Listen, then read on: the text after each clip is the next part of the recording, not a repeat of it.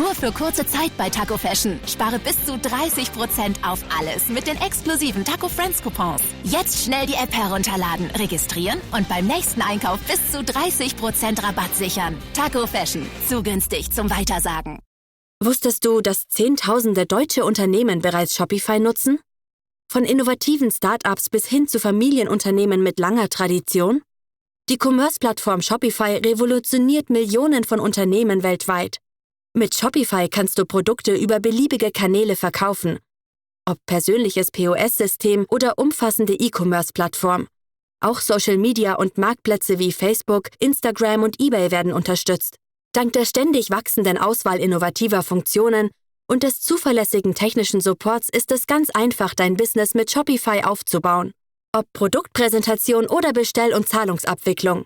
Shopify bietet alles, was du für die Verwaltung deines Business brauchst. So kannst du dich ganz auf dein Business konzentrieren. Shopify kostenlos ausprobieren und dein Business voranbringen. Shopify.de/try besuchen. Also shopify.de/try. Made for Germany. Powered by Shopify.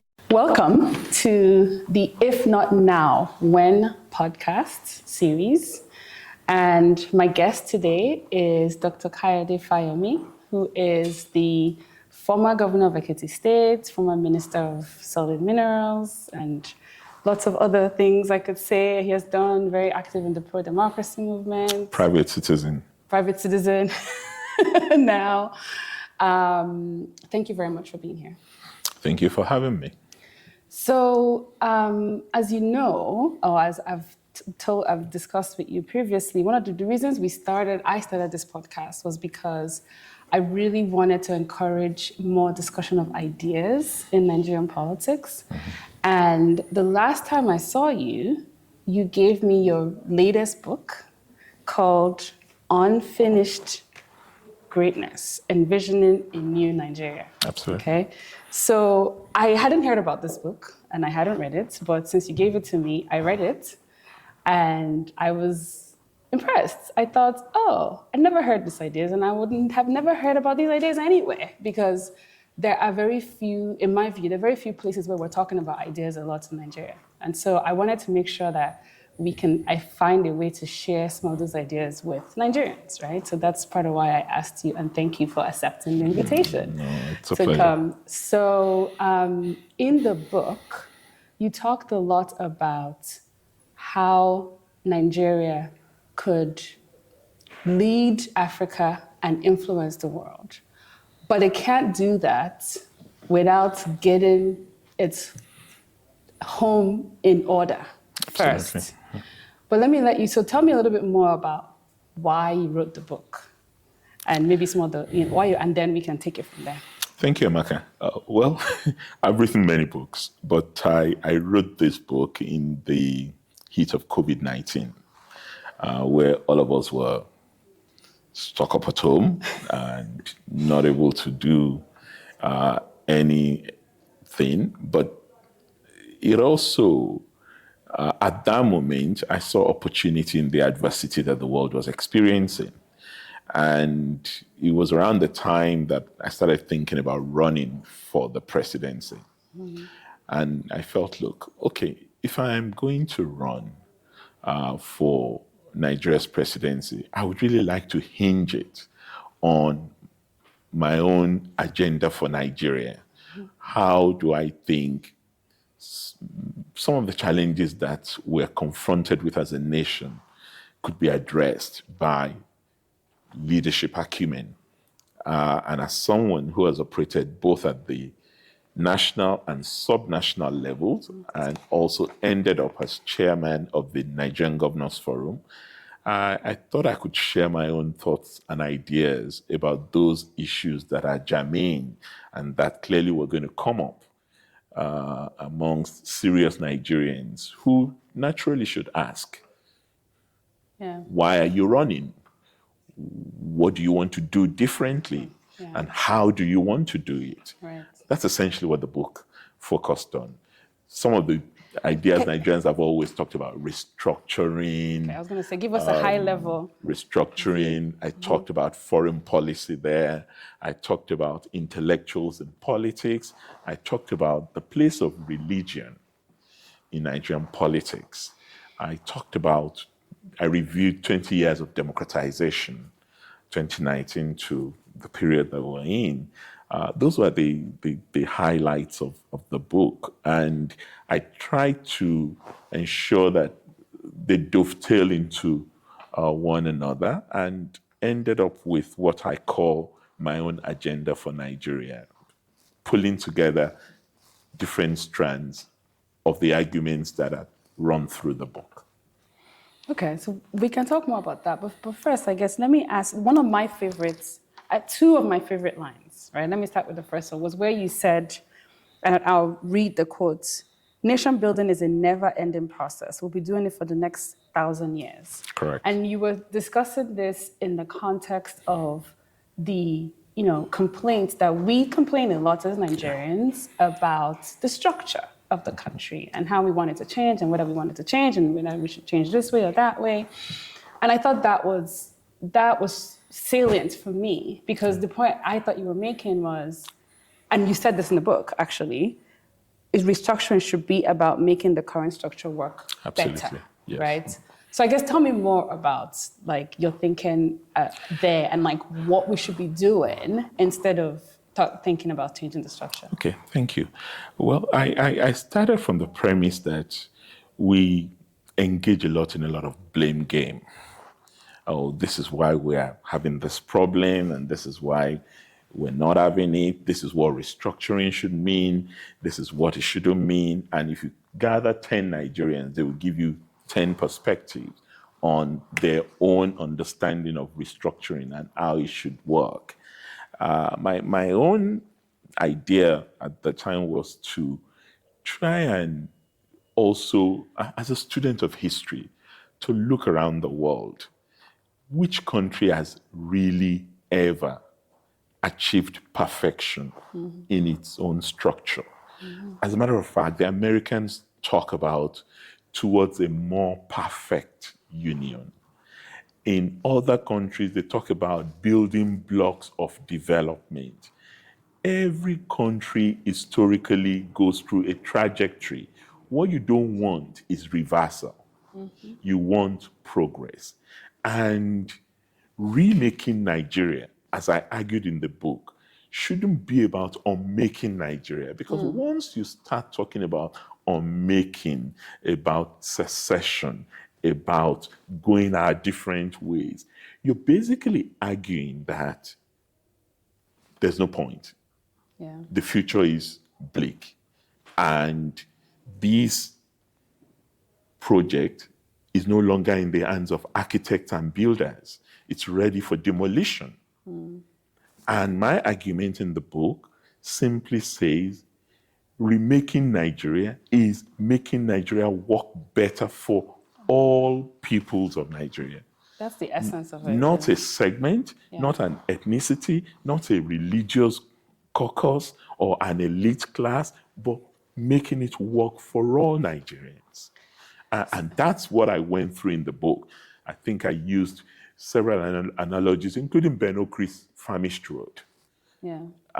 That every generation keeps building. Yes. And we shouldn't think that it's our generation that will finish the work. No, because there'll still be more work to be done. More work to be done. But on that note, so let's talk specifics a little bit, since you do have the experience of running a state. Absolutely. And you've been at the federal level. In your view, what are some of the things we can do to make the states work better in the way that they currently exist? Well, I think the founding fathers of Nigeria found the right mechanism when they went for federalism, rather than unitary form of government, because anywhere you have a multi-ethnic society that have come together as a country, the most effective mechanism has always been a federal structure, which allows for, yes, competition, but also cooperation. But the way in which you structure that federation would bear a lot of, would have a lot of impact on the effectiveness of the federation. In our own, we started with a 3-region federation. And that 3-region federation was one that placed a lot of weight on a particular region, size, population, and it was lopsided. But the principle itself was still the correct principle in which the resources generated at the regional level, 50% of it is kept at the regional level to develop. And when you look at the development in the First Republic, it's amazing. 7% growth. You have the regions utilizing the resources available in their various entity for development. That's when you had free education program, and they were all competing amongst themselves, but they were also industrial. Right, which we don't have that now. Processing, agriculture, education, even. So are you sorry. But I've not finished. Okay. We then went into military rule. Right. That subverted that principle in order to make Nigeria one, because of course, what we had, the Civil War. Right. That hierarchical unitary development then centered everything around the federal government. It became almost a master-servant relationship. And that's a subversion of federalism. Because federalism, by its essence, is not subordinate. It is coordinate. So I wanted to challenge you on that because, and I say this often because I think that the states in Nigeria today actually have a lot of authority that they don't use. They do. Only states can collect personal income taxes. Correct. Which in most countries in the world is by far the source of the majority of revenue that country gets. Most countries in the world base most of the revenue on taxes. As you know, right? Unlike us. And typically in federal states, there is a federal income tax and there's a state income tax, right? For us, it's only the states. But most states are not collecting anything or barely collecting anything outside of Lagos. States have the authority to prosecute crimes, state crimes. Correct. Right? They should be, when I say prosecute, prepare evidence, go, justice, right? Prosecute. Not necessarily, they don't have states, they don't have police, but they have prosecutorial authority. So how do you enforce? Fair. I know that will be the question that you come back to me, but you can work with the police, right? But it's like the actual prosecution part is still not happening, right? Anyway, so those are the things I throw back and I'm like, well, states have the authority. States have responsibility on primary health care, on, local state roads, so many things that they're not doing. So how will giving them more authority help anything? That's at the risk of sounding as though I'm defending states, I'm no longer a state governor. I'm sure you know that, but I was chairman of Nigerian governors, so I understand where states are coming from. First, Nur für kurze Zeit bei Taco Fashion. Spare bis zu 30% auf alles mit den exklusiven Taco Friends Coupons. Jetzt schnell die App herunterladen, registrieren und beim nächsten Einkauf bis zu 30% Rabatt sichern. Taco Fashion. Zu günstig zum Weitersagen. Wünschst du dir jemanden, der dich versteht wie kein anderer? Jemand, der deine Wünsche wahr werden lässt und mit dir das schönste Abenteuer deines Lebens erleben möchte? Die Commerce-Plattform Shopify revolutioniert Millionen von Unternehmen weltweit. Mit Shopify richtest du im Nu deinen Online-Shop ein, ganz ohne Programmier- oder Designkenntnisse. Dank der effizienten Einrichtung und intuitiven Social-Media- und Online-Marketplace-Integration kannst du über Instagram, eBay und Co. werben und verkaufen. Neue Zielgruppen zu erreichen war noch nie so einfach. Shopify bietet auf einer einzigen sicheren Plattform alle Tools, um dein Online-Business aufzubauen. Kostenlos testen und dein Business der Welt präsentieren. Shopify.de/try besuchen. Einfach shopify.de/try eingeben und loslegen. Made for Germany. Powered by Shopify. There's been significant improvement in tax generation when you look at the statistics. On the federal level? No, at the state level. Okay. Even at the state level, from what it used to be, states are better focused in terms of generating taxes, but not necessarily personal income tax. Fair, okay. They're looking at other avenues, property tax, they're looking at stamp duty, they're looking at a range of capital gains tax. A number of that, states are beginning to wake up to that reality. And when you look at the statistics, it shows that it's not just Lagos. Yeah, Lagos is doing much better than most states because in Lagos, barely 2% of the people who live in Lagos work for government. In Ekiti State, the largest employer of labor is government. So there's more industry in Lagos. Exactly. So you have that. But besides that, let's also not forget that we have become a tax-averse nation. Thank you. You said that. Because of oil, Nigerians have this sense of entitlement. Yeah. Just as we are faced with removal of fuel subsidy, the average Nigerian will tell you that, isn't that the only thing we get from government? Yeah. Why are they taking it away from us? Yeah. So states face an enormous challenge trying to even encourage tax payments as a corollary of development.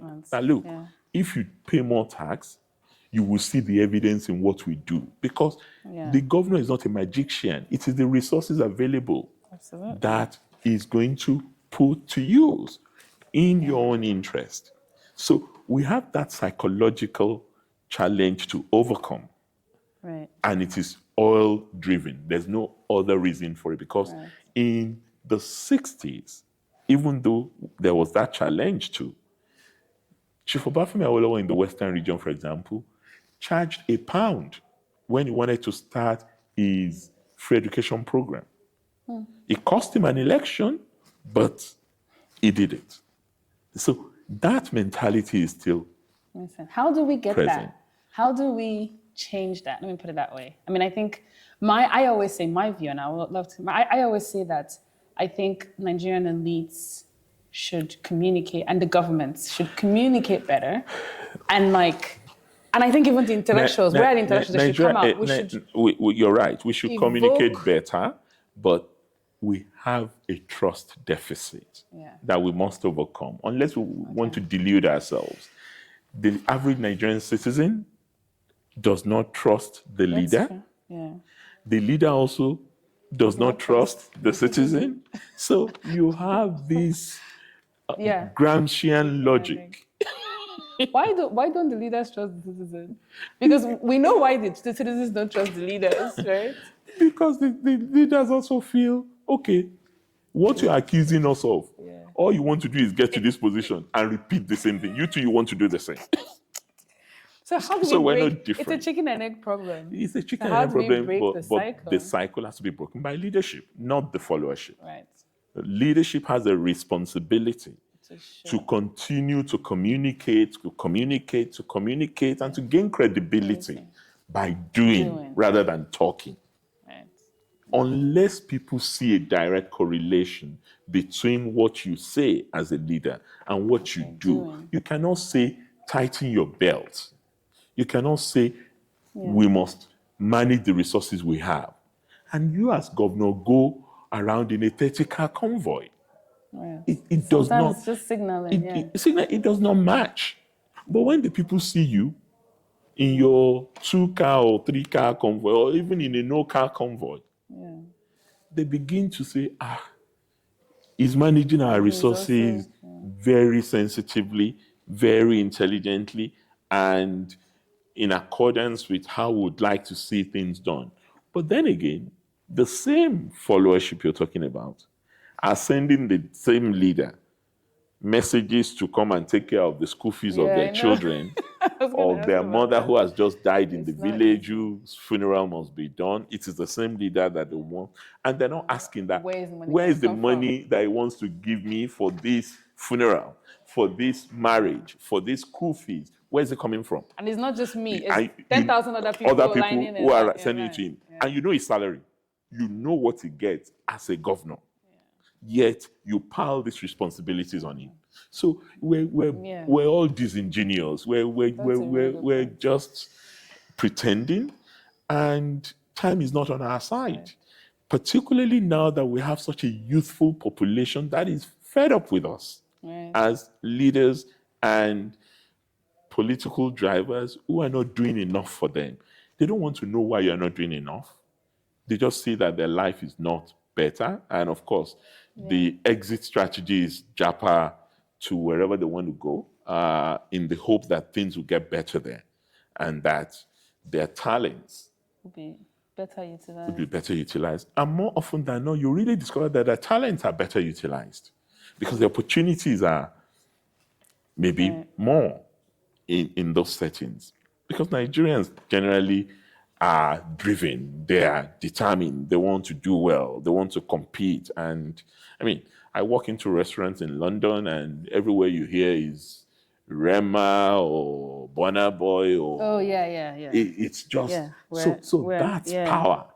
That is power, but how are we utilizing that power? That's soft power. Yeah, no, and we'll get to that. So that's the next part. So just to close the loop on this part. So what's the sequencing here? Well, the sequencing for me, for how to make the current structure work better. Let's focus on the states. Okay. I don't want to make it too broad a conversation. And I wouldn't make it. How to make the states work better. The way to make the structure work better is to devolve power to the closest. But we just said they already have power. No,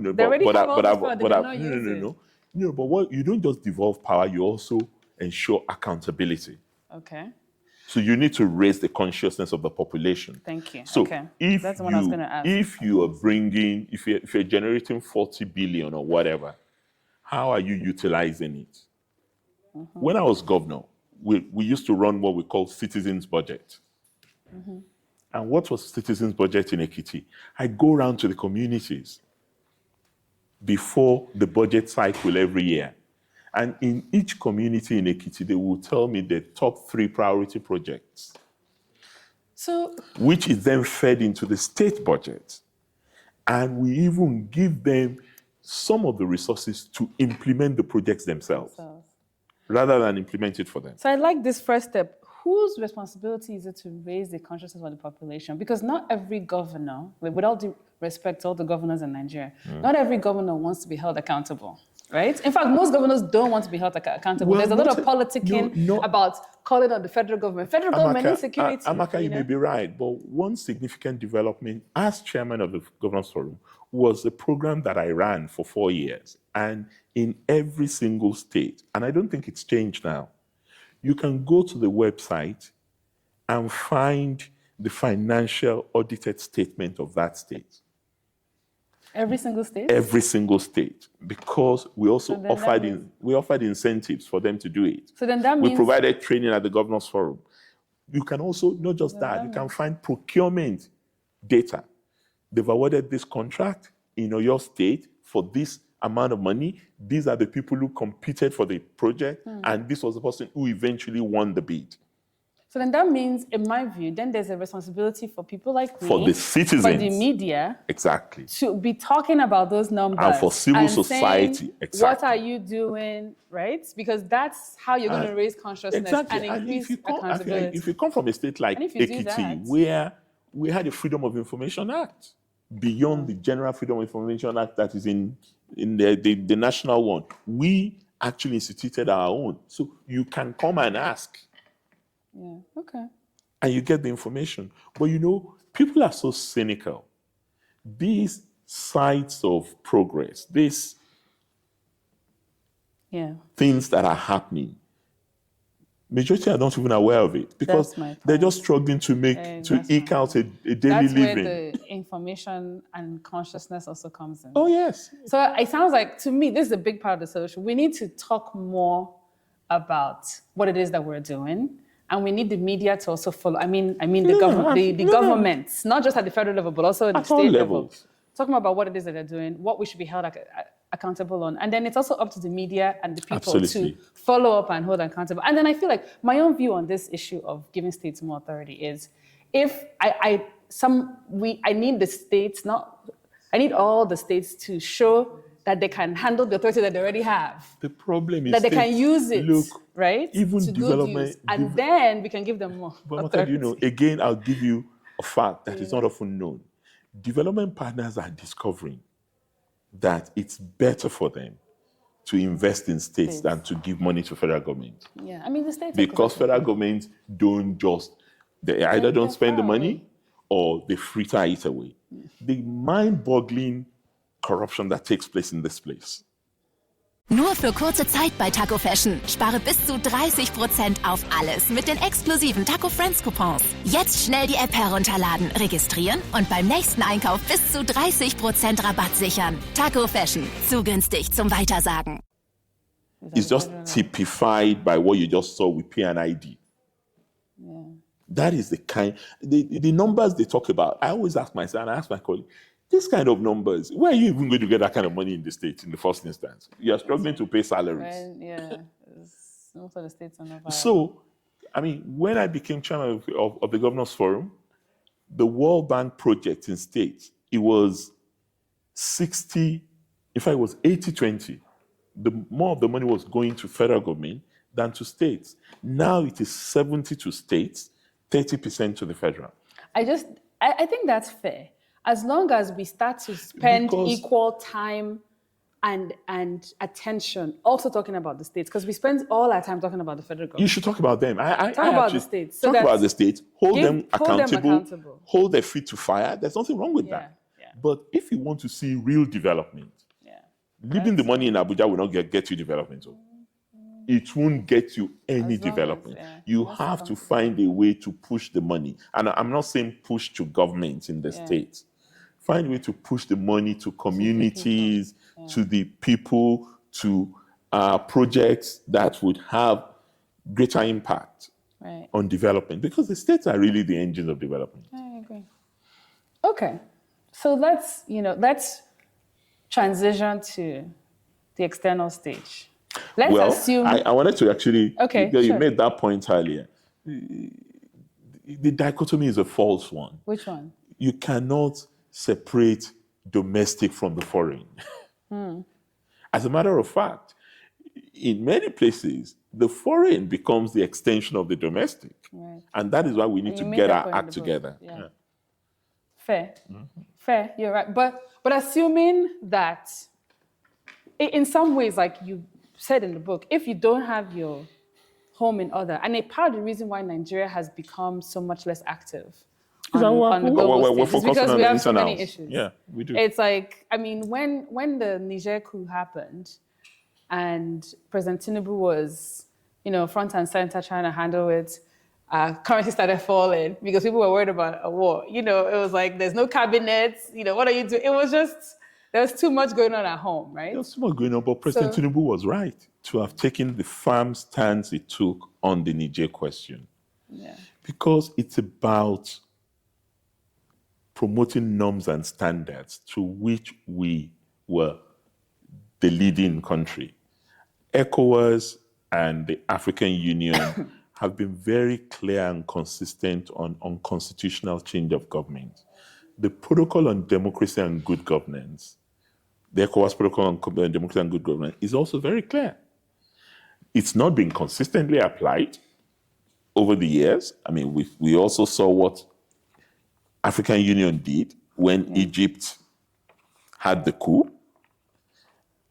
vis-a-vis what it did when other countries had coups. Right. Because of the role of Egypt as chairperson of ECOWAS around the same time of African Union at the time, and of course its strategic involvement with the Americans. Mm-hmm. There was a rather tepid reaction. But when it comes down to West Africa, given what has happened, let's just say in the Sahel, Mali, Guinea, Burkina Faso, even the unsuccessful one in Chad, Yeah. and then Sudan right on top of us. I mean, President Tinubu and other West African leaders ought to be concerned, even from the position of enlightened self-interest. Fair. Yeah. And two, when you look at it collectively, the notion that military vanguardism is the response to bad governance has also been totally trashed. Let's talk about that, because the one thing that all these countries have in common that have had coups recently, especially in our neighborhood. Terrorism. Not just terrorism. The way I put it as poor state capacity. Oh, yeah. So these states are not delivering public goods, right? I mean, we have an issue of state capacity, but not to the degree. These are even worse, right? Like, there's no security. They're not delivering roads. They're not delivering infrastructure. They're not delivering sort of basic public service that the state exists to deliver. The truth of the matter, Amaka, is that liberal democracy is in recession everywhere, not just in Africa. Fair, but that's what I want to get to the crux of what I'm going to ask, which is, can we as Nigeria really make a difference just by saying, if Tinubu goes out, just by taking a stand that we're against unconstitutional change, if we are not or cannot do anything about the underlying issue? That is the responsibility that leadership imposes on us, and how that we cannot run away from. For too long, we've run away from it the last decade. Remember where we were in the 70s. African leaders, in fact, let me go back to 60s. They had a united front on decolonization. And they worked together collectively, of course, led by Kwame Nkrumah, Julius Nyerere. Even our more conservative Tafawa Balewa was involved in that struggle. And in the 70s, after many of them had become independent, the united front against apartheid was Nigeria-led. And it wasn't just led by word of mouth. Nigeria spent, at the end of that decolonization and anti-apartheid struggle, face it. So what you are asking us to do in Niger will require resources. We need to help. We used to go and pay salaries in the Caribbean when General Gowon was president. So there's no question. We used to give concession oil. This oil that they smuggle to all these countries. You know what we used to do in the 70s? We used to give them at concessionary price to all the countries in West Africa. So there's no need to smuggle any PMS out of Nigeria. So basically what you're saying, this is like my favorite thing to talk about. What you're saying is that ultimately, in order for us to have that kind of impact externally, we need to raise more resources domestically. So, you know, I always say, my big thing is I always say that we have a revenue crisis. We have a revenue problem, not a debt problem, because we're raising very little revenue. And if we raise more revenue and figure out how to raise revenue, invest it properly, and then the economy grows, and then we have more revenue to raise because people are growing, then we'll have more money to do the things that we need to do. We need more money, but it's not just money. We also need to deploy our soft power more intelligently. That's what I don't think we're doing enough of. In 1986, Professor Bolaji Akemi, as our foreign minister, started a program known as Technical Aid Corps. And what do we do in Technical Aid Corps? We used to send graduates, Nigerian pharmacists, doctors, teachers, all over Africa. We pay the salary, not the countries will pay. That takes money. That comes back to money. But yeah, it takes money. But when you send teachers to Namibia, they're not just there for the salary they're getting. The impact is a lot more subliminal. It's a lot more intangible. But those kids taught by a Nigerian teacher would never forget in their lives that, I was only able to go to school because I had this teacher. It's kind of how Liberians feel today about what we did. About what we did in Sierra Leone. It cost us money. It cost us money, but we restored order in those two countries. It's a price to pay for leadership. So you're And we are saying we in should that be- position. So you're saying we should be doing more today, even with the resources we have. Even with the resources we have. Soft power in the Sahel area. The resources that is being stolen, we can deploy it to more intelligence use locally and externally to achieve results. Just imagine what we are not taking out of what the Davidos and the Burna Boys and these young kids are doing all over the place. What do you mean taken out of it? Like the country, what are we benefit? Look, when I was growing up, the Caribbeans would encourage Peter Tosh and Bob Marley to infuse their music with particular messages that resonate. Have we ever sat down with this group of exciting young men and women to say, what's signaling? What are we getting out of this? Calm down or whatever the music. I don't know them, but I know all these are popular tracks. We can. These are very imaginative, creative kids. You can sit down with them and say, okay, not Nigeria jaga jaga or all that. I mean, okay, you bring them back and say, okay, we have a problem. We know. We don't want to take your money. So don't think that's why government is calling you. It's not about tax. We're not asking you how much you're making. But how can you but help us? how can you help us? I expect the Minister of Tourism or Creative Economy, there's a Ministry, Arts and Culture and Creative Economy, or what do they call the ministry that Hanatu Musawa leads? Industries, I think. Something like that. I expect someone like her to say, okay, I just want to have a brainstorming session with you guys. And plant some seeds. Now look, tell me, what do you think I should be doing to attract attention from you? Okay, so that's one area that you think we could be using better. We have the a resources we already have. massive or soft even power. Nollywood. Same thing. People are watching their movies all over the continent. Not just all over the continent, right up to the Caribbean. They love those movies. Yeah. How can we use that to project influence? I won't call it misfortune. I had the fortune, I would say, of traveling to Malawi a few years ago. I can't remember the year now. And I traveled to Malawi for an observer mission. And the day I was coming to Malawi, someone called Rita Dominic was visiting. Some Nigerian Nollywood actress. At the time, I didn't know her. I had no clue who Rita Dominic was. But she was such a superstar in Malawi. I got to the airport. Are you serious? Oh. A Nigerian actress. I am. And you didn't even know her. I didn't even know her. So they saw my passport. Hey, Imze, Nigerian. I said, yes. Do you know Rita? This is the immigration officer at the airport. Interesting. Because she was coming for some big event in the place. So we tend to underestimate the influence that these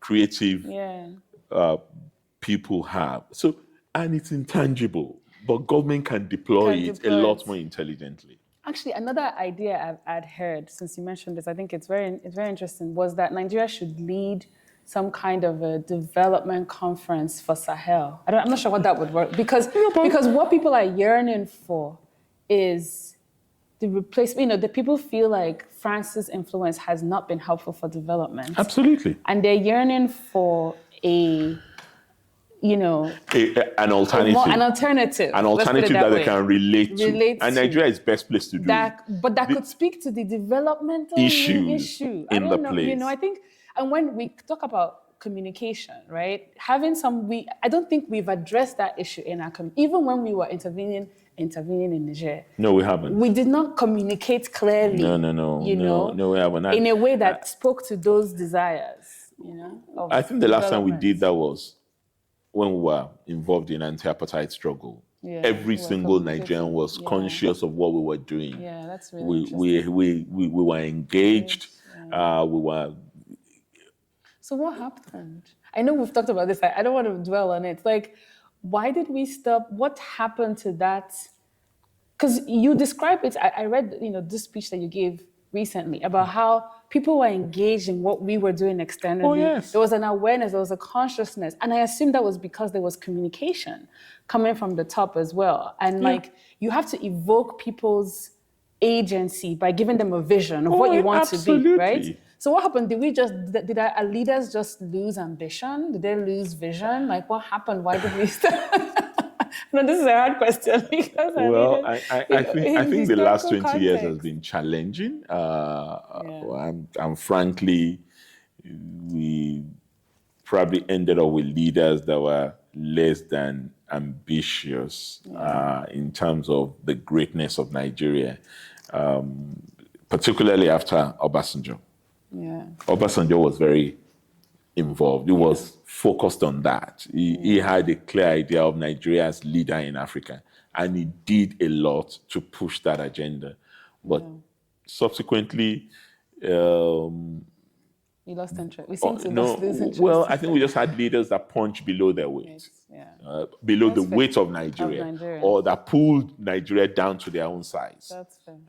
And that was a problem. And I think clearly that's one of the things that President Tinubu seemed to be pushing against. That look, Nigeria has to take its rightful place, and Nigeria has to have an assertive position on everything concerning the continent. And we must have a seat at the table. And that's the point I was making in that lecture you're talking about. That look, yes, the world may be replacing a unipolar system with a multipolar rise of middle countries and all that. But if we don't come together as Africans... let's talk about that, actually. If we don't come together as Africans, if we're pursuing it individually, this is Nigeria's agenda, yes, we're going to have differences. But if we agree on the larger sense of it, that's the only way we're going to get a seat at that table. Otherwise, we will end up on the menu. So this is a great place to end because we usually try to keep the podcast within 1 hour. But this is something that I've thought about and I've written about, and I still don't quite know. There's still some thinking to do on this, which is, I think, and we've talked about this, and you mentioned the coming together, right? So particularly, I think Nigeria and South Africa are the two biggest economies. Sure. Right? What do you think would need to happen for us to see more of a common position? Whether it's Nigeria leading, the two of them leading together, it doesn't only have to be Nigeria and South Africa. Bring in the other big players, Kenya, Ethiopia, Ghana. What would need to happen for us to get there, for us to actually have more of an African common position and, see more bloc voting at the UN that's coordinated, not just accidental, we all voted the same way. Well, that's my point. Right? It's like, what do we need to do? I think the first thing is shared values. We first need to really agree on shared values. What is that common denominator that all Africans subscribe to at this point in time? So basically, we need to find something that binds us together in the way the liberation struggle of the 60s motivated everybody and brought us together. And it led to us being on the front line and opposing apartheid and all of that. But we had something. Even then, we still had a few countries that were not on the page, but they were the minority. Yeah. So it doesn't like everybody can get on the same page. So, but isn't development the shared value? That is it. Development is the shared value, and clearly South Africa and Nigeria can push on that. Nigeria has the population. South Africa has a much more mature or much more developed economy, so to speak. And if you see the way South Africa and Nigeria got together like peas in a pod in the early 2000s when Obasanjo was president and Thabo Mbeki was president, then your thesis can work because the two of them were able to drive the others. They brought in Senegal, they brought in Egypt and Algeria, and then the new Partnership for African Development emerged. And that new Partnership for Africa's Development, NEPAD alone was able to push for debt relief, debt forgiveness in many African countries. We're getting back to that same Please. dead peonage again, without any clear answers. Right. And there are things that affect us all that such a unity of purpose can help with. Climate finance. Climate finance, for that's example. a big one. Yeah. Climate finance, we can do that. Even greater accountability amongst ourselves. APRM, the peer review mechanism, can be strengthened further.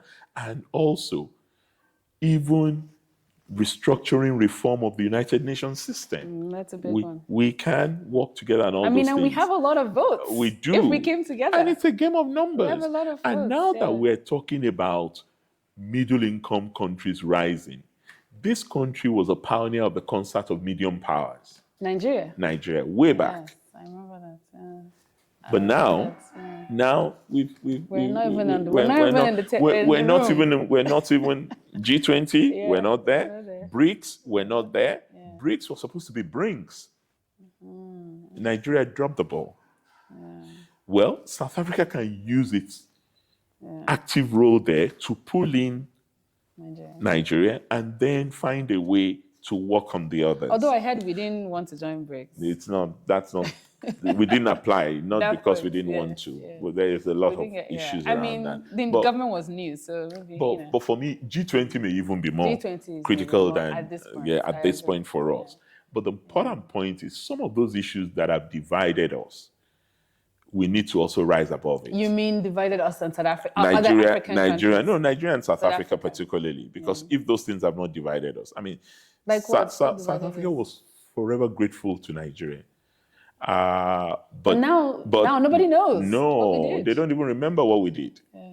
So that's where communication comes into play. The first contention was Abacha. That was when Mandela said he was going to light fire under Nigeria because of the killings of Ken Saro-Wiwa. That was the first problem we had. Break in the relationship. Because this was just a year. 2 years after South Africa's democracy.